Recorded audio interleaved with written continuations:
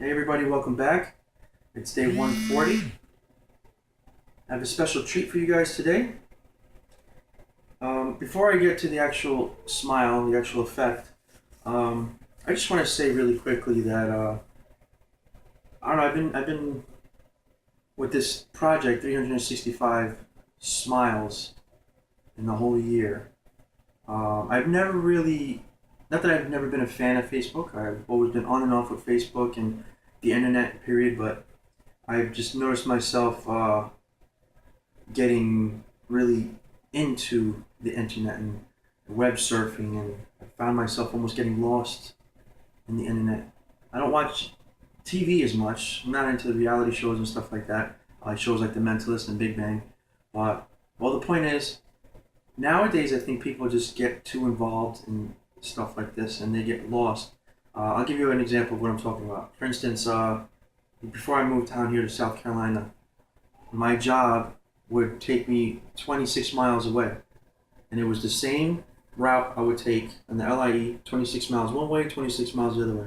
So I wouldn't really notice anything because it was the same. I mean, I could basically close my eyes and get to work. And that's just the same route that I would always take. And it'd be the same this way, the same back. Unless something changed, I wouldn't notice it. So my phone's buzzing like crazy right now.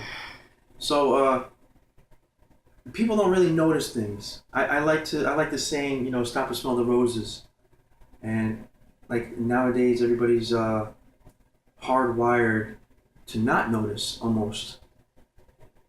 Well, okay. That being said, now I want to get into what I'm going to do today. If I was to say the name Eric Weiss, a lot of people wouldn't really know who that is. But if I was to say Houdini, then everybody would know who Houdini is. All right. Well, this is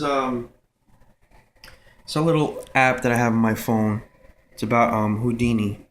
And Houdini, if you don't know, was one of the best magicians ever to live. He was one of the most famous, if not the most famous, escape artists in the world. And Houdini, he got to the point where he would actually challenge the police to handcuff him and shackle him. And he would challenge them to find some kind of lock, some kind of key, some kind of box, anything in order to try and hold him. And it just seems that nobody can do it. Nobody could trap Houdini. Nobody can keep him down. And he was ingenious in his ways of making escapes and just inventing new ideas. And there's a misconception. A lot of people think that Houdini actually died in the Chinese water torture cell, which is a myth. He actually had a challenge that he would challenge people to just punch him in the stomach. And unfortunately, the one time where he received a challenge to punch him in the stomach, he unfortunately was not ready at that time. And he was punched in the stomach one year in October, and a couple of days later on Halloween, he died. One of his most famous escapes was during the time of the Depression, and I think that's what really helped to make him famous, because a lot of people wanted to escape in their own right. And I think a lot of people can relate today also. They want to just escape from their ways. This is a good family photo that that shows Houdini and his family. Let me flip that for you. So this is Houdini. Where is he? Right there. That's Houdini. This is his wife Bess. This is his brother. And the reason I show you this now is because he didn't really believe in the people that actually call themselves psychic. And he actually was a debunker of that. And he would devote most of his life to debunking people that actually call themselves psychic. and he told his wife Bess that if he was to ever pass away, that they would have a secret code or some kind of password, something that only she would know, and she never told anybody.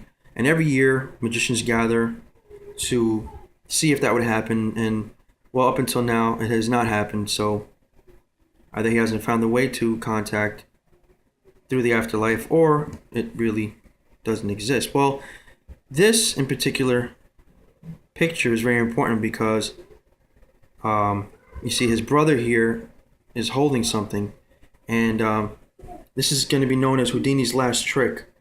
Sandra, I want you to just think of a card. Think of any card. And now, you have a card in mind? Mm-hmm. All right, now I want you to change your mind. So now you have a card that not even you even knew what you were going to think of. Mm-hmm. And of course, Houdini didn't know. And of course, I don't know what card you think of. So what was the card that you're thinking of? The second one? Yeah. 10 hearts. Okay, so now, if you watch, I told you that this here is Houdini, that's Bess.